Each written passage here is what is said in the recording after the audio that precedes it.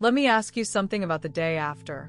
You know the feeling of a real beginning, the first step you finally take, the message you send, the thing you start. There's a lift to it, a quiet pride, a sense that something has shifted. And then you wake up the next morning, and here is the moment almost nobody warns you about. Nothing feels different. The lift is gone. The motivation that carried yesterday's step has quietly drained out overnight, and the second step is sitting there waiting for you, looking exactly as hard as the first one did, except now without the excitement to push you into it. This is the real test, not the beginning, but the morning after the beginning. Because beginnings almost never die at the start. Starting is the easy, exciting part. They die here, on day 2, in the ordinary gap where the feeling has faded and the doing still remains. Last night the sky asked you to take one real step. Tonight, July 22nd, 2026, the moon has just crossed her first quarter. She's past the crossroads now, a little over half-lit and growing, and she has something to teach about exactly this: how to keep a beginning alive once the first thrill is gone. This is your moon letter for the second step. Let's open it. Look up tonight, and you'll notice she's changed since last night. She has crossed the first quarter. She's a little over half-lit now, past the exact halfway point, and beginning her slow swell toward the gibbous and eventually the full. And watch what she does at this stage, because it's the whole lesson. She doesn't reach the halfway point, feel the accomplishment of it, and stop. She doesn't wait to feel like continuing. She simply adds the next sliver of light, tonight, and then again tomorrow night, and again. Ordinary increment after ordinary increment. No drama, no fanfare, no waiting for inspiration to strike. That is what growth actually looks like when you watch it up close.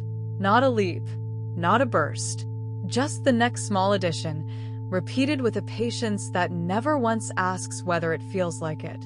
She is past her beginning now, in the long middle stretch where the real building happens. And she gets to full not by trying harder on any single night, but by simply never skipping the next small step.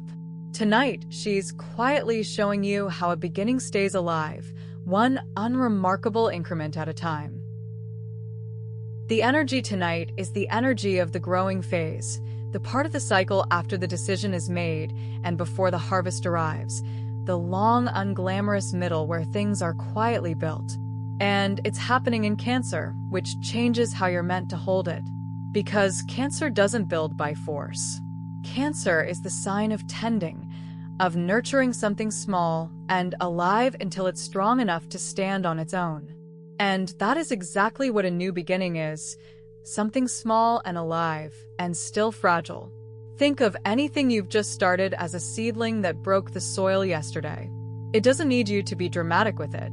It doesn't need you to yank it up to check whether the roots are growing. It needs the opposite: steady warmth, a little water, some protection from the wind, and above all, time. The Cancer energy tonight is asking you to treat your beginning the way you'd treat something you love that's just starting to grow. Gently, consistently, and protectively. Not with a burst of force that burns out by the weekend, but with the quiet, reliable tending that actually keeps living things alive.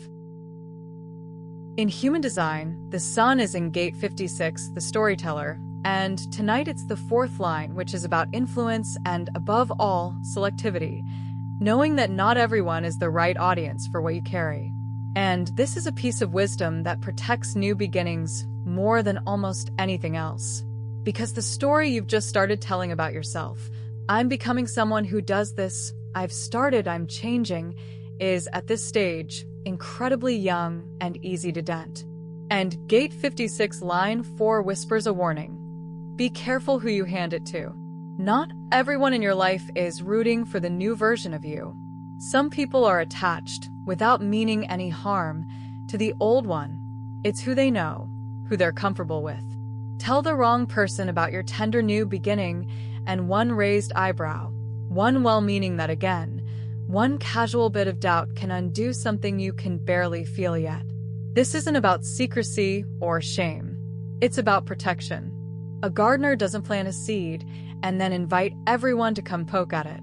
Line 4's gift tonight is discernment. Keep the young thing close. Share it only with the few who genuinely want you to grow, and let it get some roots before it meets the wind. So let's get honest about why day 2 is so much harder than day 1, because understanding the mechanism is what frees you from it. The first step almost always rides a wave of feeling. Inspiration, frustration, a fresh burst of hope, the emotional charge of finally deciding. That wave is real, and it's powerful, and it will carry you into the first action beautifully. But here's the thing about waves: they recede. By the next morning, the wave is gone, and it isn't coming back on schedule.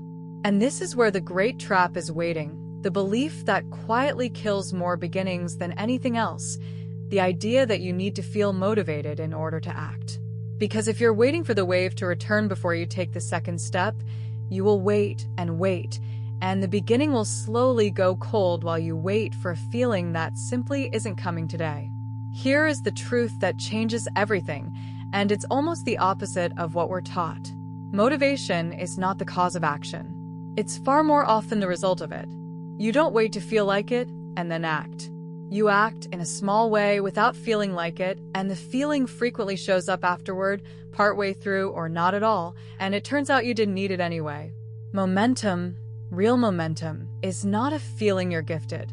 It's a structure you build, and you build it with exactly one move, the second step, taken on a day you didn't feel like taking it. That's it. That's the whole secret. The people who keep their beginnings alive are not the ones who feel motivated more often. They're the ones who've quietly learned to act without requiring the feeling first. And if the second step feels too big without the wave beneath it, you don't abandon it, you shrink it. 2 minutes, 1 sentence, 1 small motion in the right direction. The size doesn't matter tonight. The not skipping is the entire point. So once you've committed to taking the second step, whether or not you feel it, the next question is how to protect the beginning while it's still too young to protect itself. And this is where tonight's selectivity really matters. There are 2 quiet ways a young beginning gets killed by other people, and neither of them looks like an attack. The first is the wrong audience. You're a few days into something that matters to you, it's fragile, you can barely feel it yourself, and you mention it to someone whose reaction lands like cold water. Maybe they doubt it. Maybe they compare it to the last time. Maybe they just don't light up the way you needed them to. And something in you, something that was just barely standing, sits back down.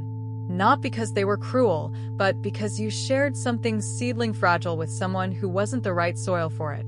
The second way is subtler, and it catches the well-supported just as easily. Telling too many people, too soon. Here's the strange trap in that. When you announce a beginning and people respond warmly, that's exciting, you're doing it, good for you, your brain gets a hit of reward that feels remarkably like the reward of actual progress. And because it feels like progress, it can quietly satisfy the very hunger that would have driven you to do the work. You got the applause for the intention, so the intention feels handled, and the doing gets a little less urgent. So tonight's wisdom is simple, and it's protective, not paranoid. Keep the young thing close. You don't owe anyone an announcement. Let it develop where the wind can't reach it. Do the quiet second step in private, and share it, when you're ready, only with the handful of people who have shown you, reliably, that they want you to win. Boots first. Weather later. So, how do you actually keep your beginning alive tonight, in a way that survives tomorrow's ordinary morning? 3 gentle, practical moves. First, decide the second step now, tonight, while you can still feel a little of yesterday's warmth, and make it as small as the first one or smaller.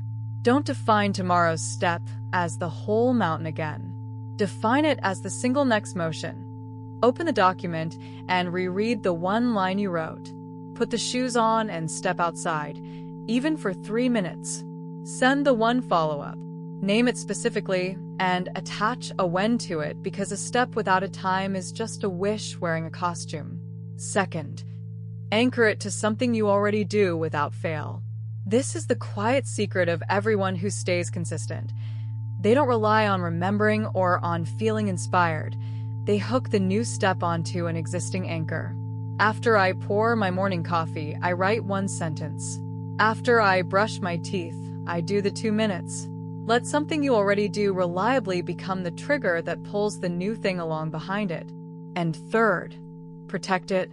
Choose on purpose who you will and won't tell for now, and it's completely allowed for that answer to be no one yet. Keep it close, keep it quiet, let it get some roots. The goal tonight is not to finish anything, and it's not to feel motivated. The goal is simply this: don't let the chain break on day 2. Take one more small step, anchor the next one, guard the young thing, and let tomorrow's growing light find your beginnings still alive. Here is your ritual for the second step, and it's designed like last night's, to end in a small action rather than only a thought. When the evening settles, step outside and find her. The moon just passed her first quarter now, over half lit and quietly growing, adding her next increment of light without any fuss at all. Let her remind you that she reaches fullness not by trying harder on any single night, but by never skipping the next small step. Then bring to mind the beginning you started, the step you took recently, the thing that's still young and a little fragile. Name it out loud, gently. Next, name the single next small step, smaller than you think it needs to be, and say out loud when you'll take it and what you'll anchor it to. After my morning coffee, I'll do this one small thing. Then decide, on purpose, who you'll tell, and let it be okay if the honest answer, for now, is no one. Some things grow best in the quiet. And finally, do one tiny piece of that second step before you sleep tonight, so the beginning doesn't have to survive the whole night on yesterday's fading warmth alone. One small motion. That's how a beginning stays alive, not by force, but by refusing to skip the next quiet step. So, let this be the letter you keep from tonight. A beginning doesn't survive on the first step. It survives on the second, and the third, and the small, unglamorous, barely noticed one after that. The first step rides a wave of feeling. Every step after it is built by simply showing up again when the wave is gone. Motivation was never the thing you were missing. The next small action, taken without it, is the thing that builds the momentum you were waiting to feel. And while it's young, protect it, keep it close, feed it in the quiet, and share it only with the people who truly want you to grow. The moon doesn't leap to full. She just adds her light, one ordinary increment at a time, and never skips a night. So can you take the second step, then tend what you started, and let it grow? Thank you for caring enough to protect what you've started, and for taking the second step even without the wave beneath it.